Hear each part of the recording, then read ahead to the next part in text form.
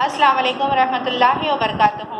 सफ़ा Urdu primary school तहूराबाग बागी road Wazirabad Nanded की जानिब से ऑनलाइन तर्ज तालीम का आगाज़ पिछले साल की तरह इन साल भी लिया जा रहा है। आज हम जमात अव्वल मज़मून मराठी से स्वर पढ़ेंगे। प्यारे बच्चों, ये देखिए क्या है, ये ओ है। क्या है ये? ओ। क्या है प्यारे बच्चों? ओ अननसा च। क्या है? बोलो हमारे साथ, दोहराओ। ओ अननसा च।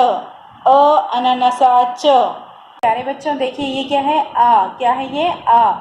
बोलो हमारे साथ, आ आग गाड़ी च। आ आग गाड़ी च। बोलो, आ आग गाड़ी च। प्यारे बच्चों, आज हम अ बनाने का तरीका देखेंगे। देखिए इस तरह से बनाना है।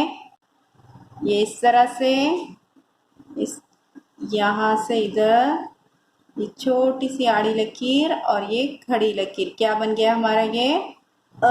क्या बन गया? अ। अब यहाँ पर इधर साइड देखिए, ये इस तरह से और ये इस तरह से। ये क्या बन गया हमारा? आ। क्या बन गया? आ।